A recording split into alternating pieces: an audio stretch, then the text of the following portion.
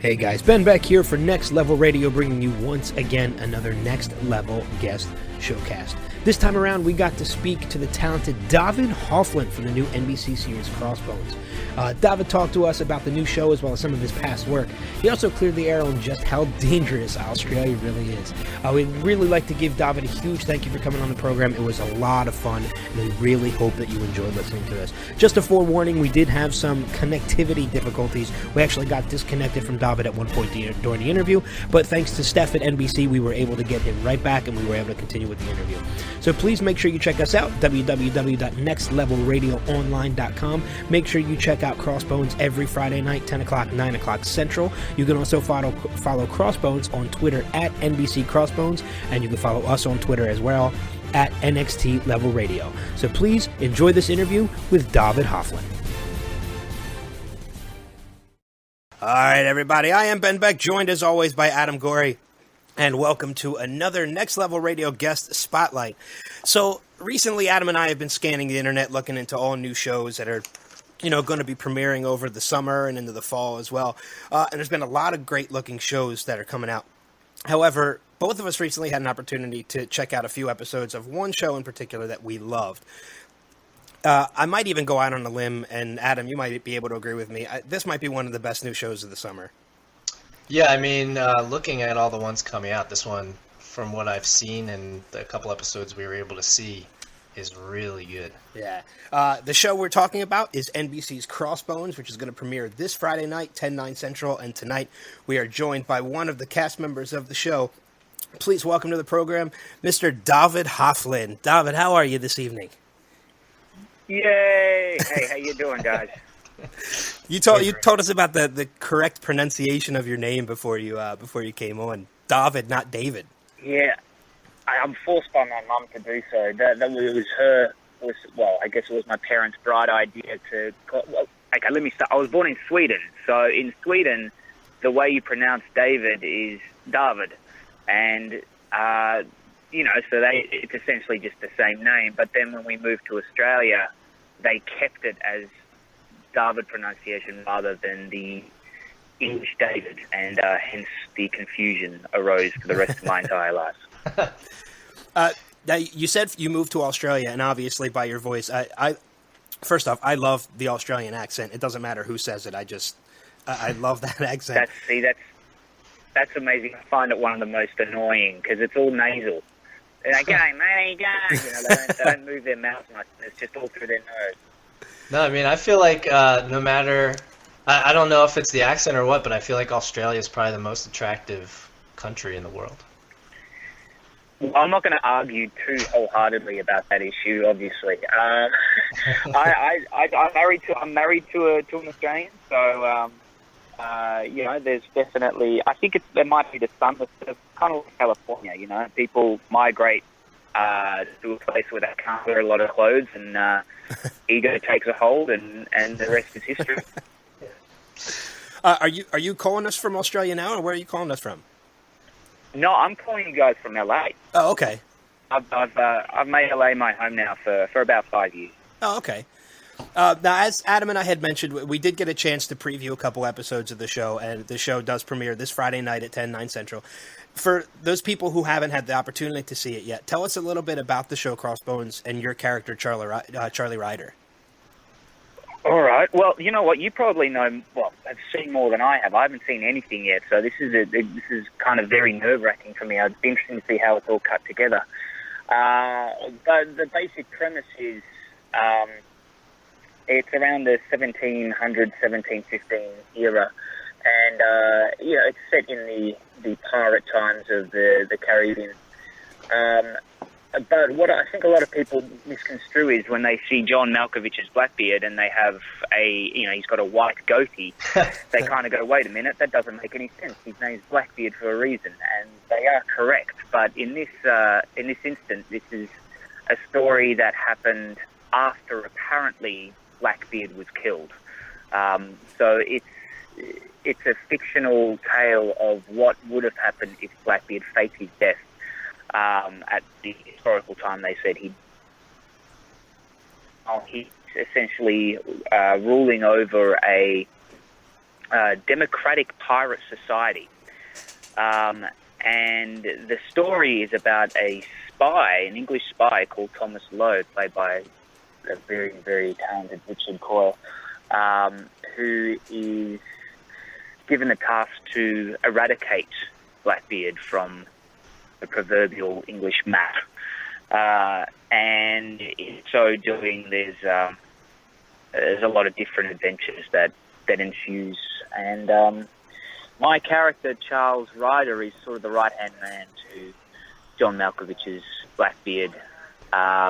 He's a pirate from way back, and he's not the nicest of fellows. Let's just leave it at that, I think. Well, not many pirates are. No, well, I mean, this is. I think what's interesting about this show is, and what's historically accurate, without getting too boring, is pirates actually set up their own system of government a long time ago, and the first established democracies in at least the Americas. So they weren't as cutthroat as I think people believe. They actually had a sense of what do you call it? Commerce. They had a sense of like parliament. All this. What's that? Yes, like they had a pirate code, absolutely. But it was also organized. You know, it wasn't just these ruthless people that were. Well, they probably were dirty. Everyone was drunk back then. But you know, there was an element of organization that was involved. Right, definitely. And I mean, you had mentioned the cast with John Malkovich and Richard Coyle. Do you think, I want to ask you, because I'm kind of curious, what famous person would you say Richard Coyle looks like? Because it jumped out to me almost immediately. Really? Did it? Look, I heard that I read somewhere that he looked like Danny McBride, but I can't see that. No. That's not something I saw. I was thinking more of a New Zealand actor. What? An actor from New Zealand by the name of Russell Crowe. I think he kind of looks a little Russell Crowe. Interesting. I haven't really thought. He's got the voice for it, that's for sure. Yeah. But, one thing I do have to say about Richard is that his hair is phenomenal. If you ever get a chance to pat his head, I'm sure he won't appreciate it, but if you ever get a chance to pat his head, you got to feel it. It's like wool. It's like a black sheep. I've never felt anything like it. Yeah, it's definitely unique. Yes, indeed. I'm wondering what it does in water. I think it just stays dry. I'm not sure. I mean, you had mentioned obviously some of the cast: John Malkovich, Richard Coyle. This isn't the first time, but you also work with your wife Natalie in this show, correct? Yeah.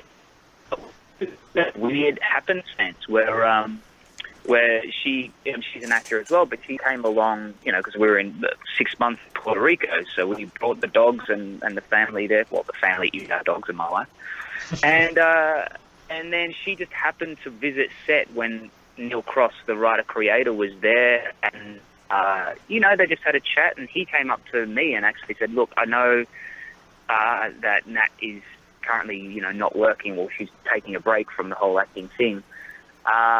And he was the one that kind of asked her if she would be interested in auditioning. Wow. And yes, it just happened by kind of accident, and she was able to do like 6 episodes, which was fantastic. We met on set about 7 or 8 years ago on the same show. So and since then we haven't worked together. So that was awesome for us. Yeah, it was.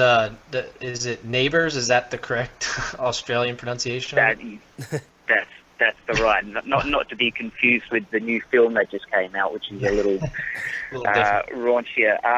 Yeah, exactly. Yeah, this is kind of one of the most, I guess, established soaps on TV. I was gonna say, Australia, I was looking. It's been on since 1985. I know, it's crazy, isn't it? Yeah, I mean, most of us in that time period have grown up with that show. It's one of the longest running TV shows. It's kind of, I mean, it's really equivalent, I guess, of Days of Our Lives in General Hospital, where it's just been around for who knows how long, and will conceivably just continue until the end of days. Right. Yeah.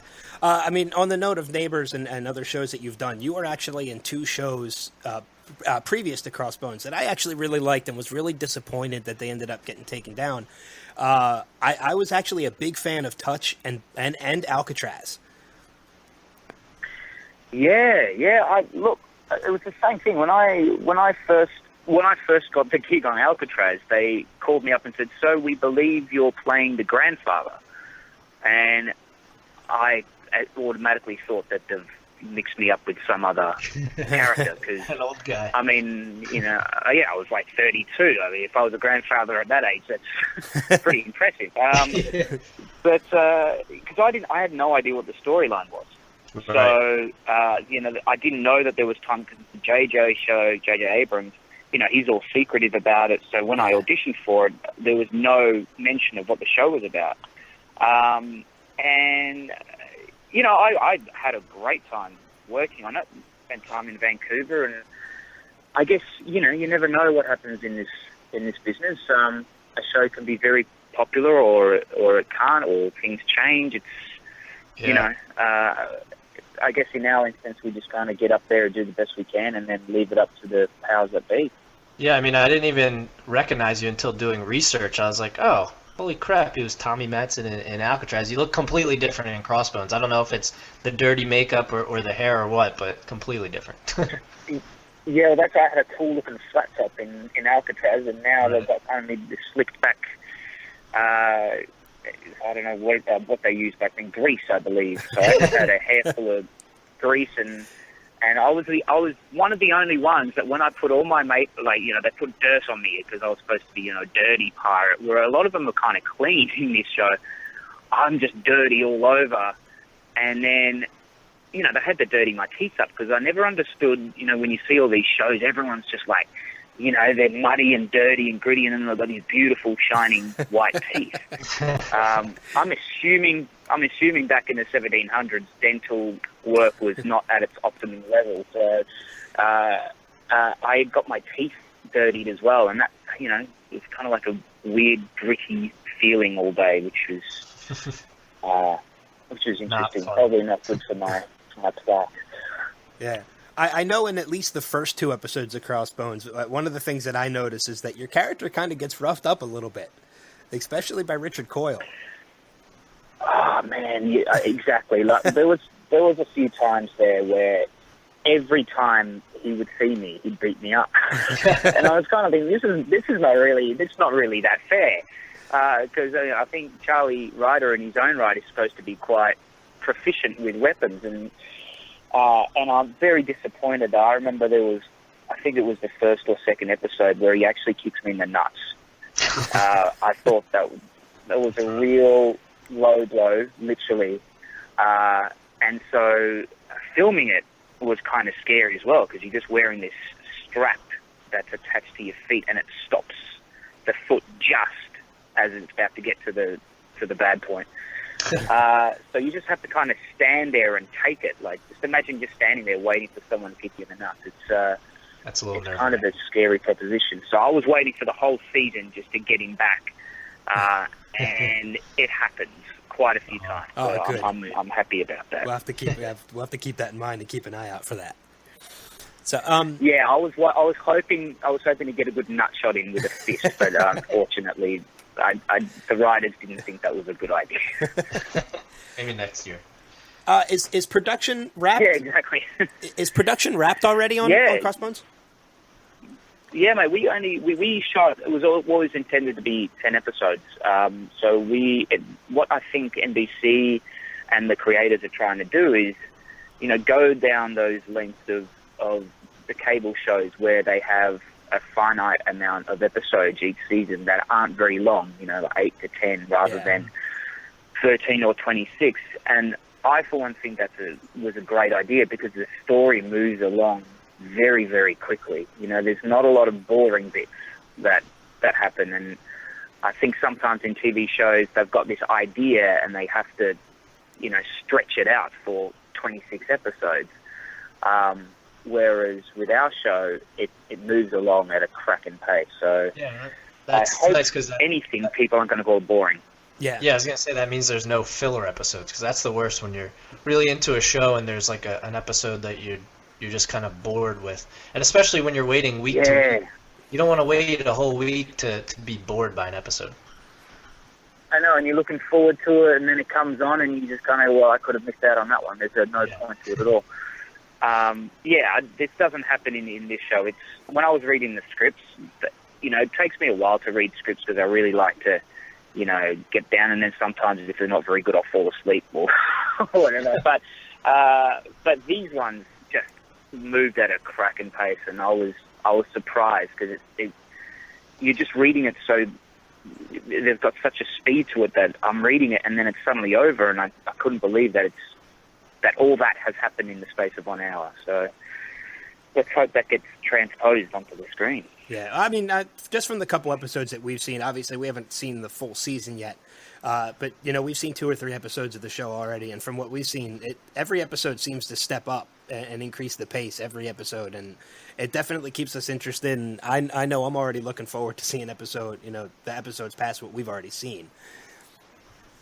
So yeah, look, same here. I think that's the key. Also what I think new shows have. You still there, David? Oh, we might have lost him. We might have lost him. Let's see if we can get him back. Yeah, it's disappointing. Oh. It's Stephanie from NBC. Let me try and grab him again, guys. Hold on. Okay. All right, guys, anybody who's listening to the interview right now, stay tuned, and we'll be back in a sec.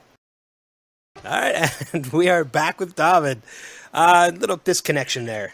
Yeah, the technology these days, I don't know, it's not what it used to be. Yeah. So, getting back to the show, I'm sure the show is going to be compared to Pirates of the Caribbean, because of the theme. But really, mainly that's all they have in common. And nothing against Pirates at all, because they're fantastic movies. But Crossbones seems to be a little bit, smarter, I guess you could say, in the language that it uses. You really have to pay attention to the dialogue, or you might get lost for a minute. When you were reading the script, did you think that would help the show, or do you think that maybe it would hurt the show because of, some shows kind of dumb it down a little bit for us here in America? Yeah, for you guys, yeah. No, look, I think that's one of the very good points about the show, because it doesn't treat the audience like they're idiots. Pirates of the Caribbean are great family movies, but it's not what Crossbones. Crossbones isn't really even a kind of a pirate show. It's more of a spy TV show. It's a lot of cat and mouse games that's set in the pirate times, but it's the language is nothing less than, I guess, eloquent, you would call it.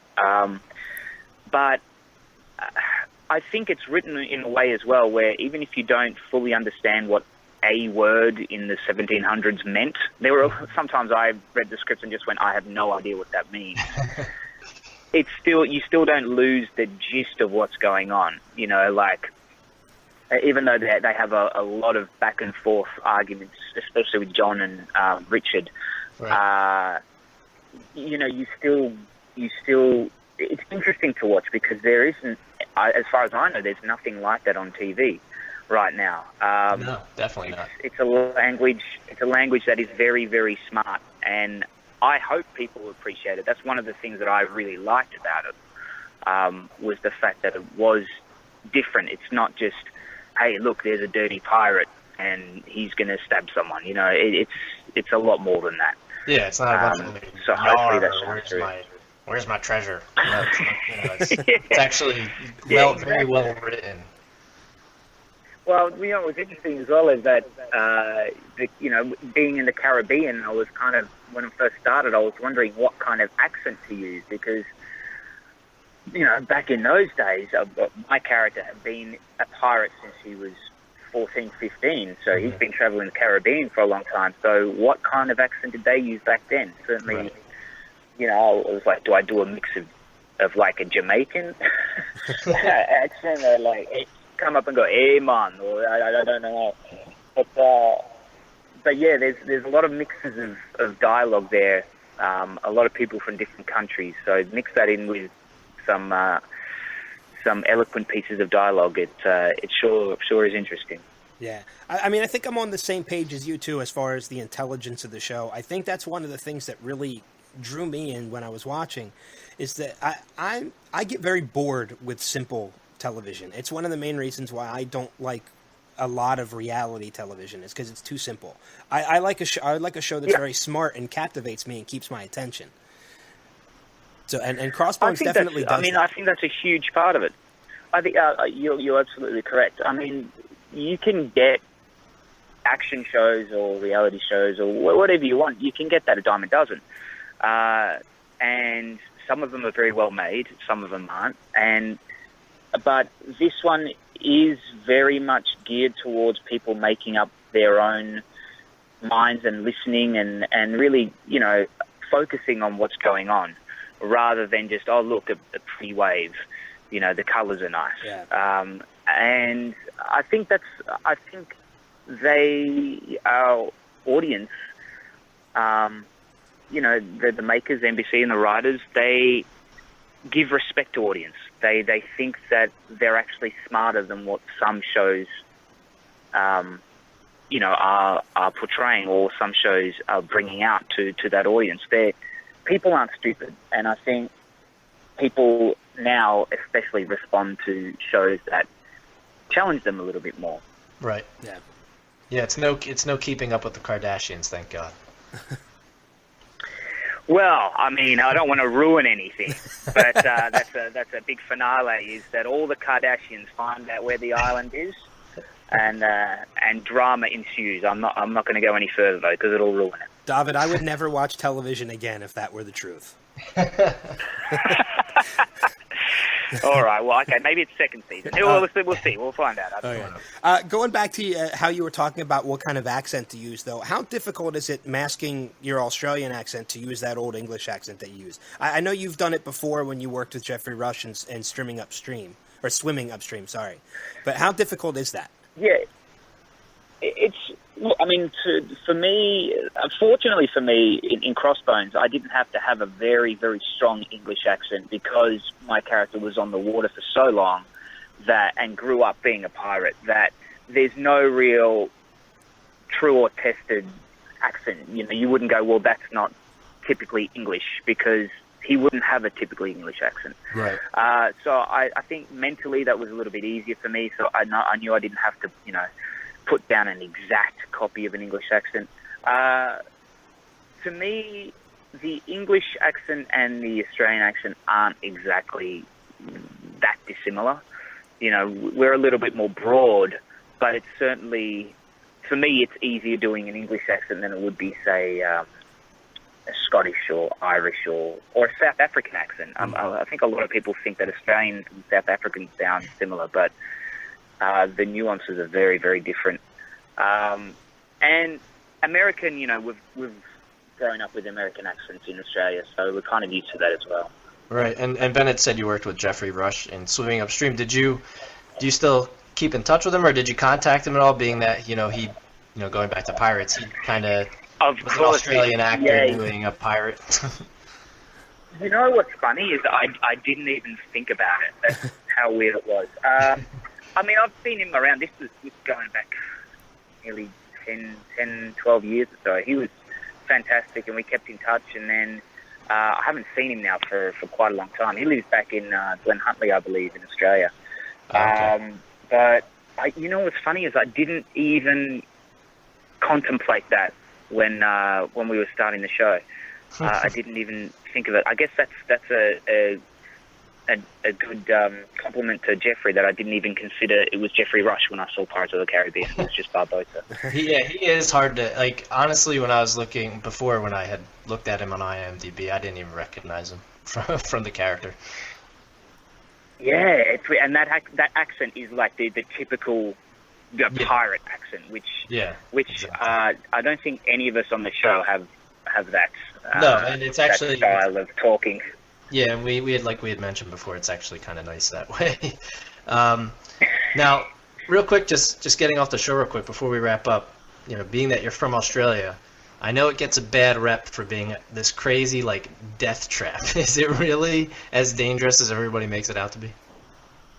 Well, I mean, the very fact that I'm here is just a testament that I'm very lucky. The population of Australia is still at 4 right now. We just had a person die of a crocodile attack, so it's gone down to 4 now, which is no. Look, it certainly has its dangers, but that's more kind of like the outback and the wild areas. Okay. In the city areas, you're fine. You might catch a spider here or there or a snake, but it's. I think people think of it as like this untamed jungle. Yeah. There certainly are parts of it, but when I first moved over there, I thought I was going to be living in a hut. And much to my dismay, we went to a one-bedroom apartment, so it was a bit of a disappointment. Because on our weekly, go ahead. No, you go. I was just gonna say, on our weekly show a couple weeks ago, we like to do some weird stories from around the world. There was a story about a woman who was having a dinner party, and they look out the window, and a boa constrictor was eating a kangaroo, like at this person's dinner party. Wow, that is interesting. I can't say that. A common occurrence. That's never happened to me when I've had a dinner party. I mean, I've seen a couple of hookers eat McDonald's, but that's about it. That's the extent of which my view of it. Yeah, exactly. There's not much difference, is there? There's certainly a few stories going on. There's a lot of animals that are dangerous, and a lot of animals that you've never seen before. Like what the hell is a platypus? When you think about it, it's ridiculous looking animal. But there's a lot of animals that you wouldn't think are dangerous, and they'll fuck you up big time if you walk into their habitat. There's like this thing called a cassowary that's kind of like a big ostrich type emu thing, but they've got talons that are huge. And they will actually rip your face off if they get a chance. So watch out there if you go to far north Queensland. Well, I know Australia is on the top of my list of places to go, and so far nothing I've heard has swayed me or dissuaded me from wanting to go there. So, yeah, it's the adventure. Yeah, exactly. So if you don't come back, then that's the gamble. What a story to never be able to tell anyone. What's the fun in a vacation if you don't live a little, Exactly. It's just going to be boring. Otherwise, you just go to Florida. Yeah, just sit at the beach. What's the fun in that? Yeah. Who needs a beach without any sharks in it? Well, I know we're getting ready to, we're getting towards the end of our time with you, so we're going to wrap things up. But before we wrap things up, what we usually like to do is we like to do what we call our rapid fire. Basically, how that works, Adam's just going to shoot a couple questions at you. They're real easy questions. Just answer with the first thing that comes to the top of your head. You don't have to go into much detail. Oh, Jesus. Okay. All right. I'll give it a go. Everybody always seems afraid of these. I don't get it. Yeah, they're easy. Well, it is, because you don't want to, sometimes you have to think about what you're saying first, because you don't want to be politically incorrect and let your real personality shine through. Yeah, I'm not gonna ask you to give me like math, equations or anything. Don't worry. 64. What's your favorite sport? Golf. I love it. Okay. You're a golfer? Are you? Yeah. Like, what do you shoot usually? What's your? I'm about right now probably 6 or 7 handicap. So but I haven't played for a while, so I'm a bit off. Much better than I am. That's my dog's going to answer the rest of it. I love playing golf, but it is probably the most frustrating game ever, and I have a hard time. It's a ridiculously frustrating sport. Yeah, no matter how good you are, because the problem is the ball's not going anywhere. It's not like you have to catch a moving target.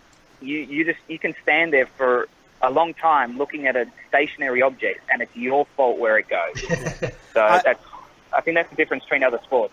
I will say, though, when it comes to sport of golf, because Adam and I both play as well, and while we might not be that good, and it is a frustrating game, I think at the same time it can be the most rewarding game, because you could have the worst game of however of months or whatever. But when you hit that one shot that you just know The is one gold, shot, yep. Yep. it makes the rest of your day, It's no the matter one- how bad your game is. Exactly. It's the one that brings you back, too. Yeah. You can shoot an awful thing this go, but I did hit that one, which shows me that I'm capable of being better than what I am. And Exactly. I don't know if there's a point in time where you go, yep, I have now reached the pinnacle of my golf. Never. That's why old people play it, I think, because they're always... And it's one of the only sports you'll see where old people have the foulest of mouths. Yeah. And young people Like, are they- I know. Yeah, exactly. It's kind of embarrassing. But, Well, if you ever that's gonna come be out... me. If you ever come out to the Philadelphia area, let us know. We'll let you show us up because we're both terrible. So That would be awesome. I would love to have a game in Philly. That'd be awesome. second one, if you could guest star on any other TV show, and I'm going to throw this one in there. I don't usually do this, but if it could be past or present, so any other TV show, past or present, that you could guest star on, what show would it be? You want to go quick. Game of Thrones has to be. There you go. Okay. That's a good one. What's your favorite ice Why cream not? flavor? That's the first one. Yeah. Gelati. I like gelati. Yeah, I know Okay. it's not ice cream, but that's what I prefer. Which flavor of gelati then? Or is it Strawberry always vanilla? or passion fruit. Okay, it does come in different. Okay. If you could switch places with one person for a day, who would it be? Jeez, someone that doesn't have a lot of responsibility. Let's see. Your dog? One, okay, yeah. No, that's too much responsibility. They don't know if they're going to die or not. With me as the owner, I'll probably forget to feed them. Look, why not like Brad Pitt or something? There you go. Well, that's a lot of Because then you can responsibility. see what. That's a lot of responsibility, though. Yeah, but I just want to know what Angelina's like as well. Oh, okay. Probably It's not so Brad Pitt on a day off, not Brad Pitt while he's working. Okay. It's too much. Brad Pitt on vacation in Australia. Sure. Well, no, I know what Australia's like. It's somewhere else. Yeah, I don't know, Barcelona or I don't Somewhere know. less Anyway, dangerous. anyway, yeah. I'm being exactly. I wouldn't want him and me to get injured. I mean, you would say very cool. you'd say somebody with no responsibility. I would just, bring up a Kardashian again. Oh, well, yeah, but you know what? They're actually the Brad Pitt. Like, I don't want to be followed around by paparazzi. Yeah. Yeah, true. It's just a lot of work. And two I Kardashian might- references in one interview. I think we've hit our limit. I don't think we're allowed to say it anymore. Yeah, that's fulfilled the quota now, hasn't it? Yeah. Yeah. Well, David, we definitely want to thank you for joining us tonight, and we absolutely want to send people towards Crossbones. It premieres Friday night, 10 o'clock, 9 Central. You can follow Crossbones on Twitter at NBC Crossbones. And David, thanks again for joining us tonight, man. This was great. Yeah, I really appreciate it. Absolutely. Thanks a lot for having me. I had a great time. Yeah, we're definitely going to take you up on that golf game if you ever come out to Philadelphia.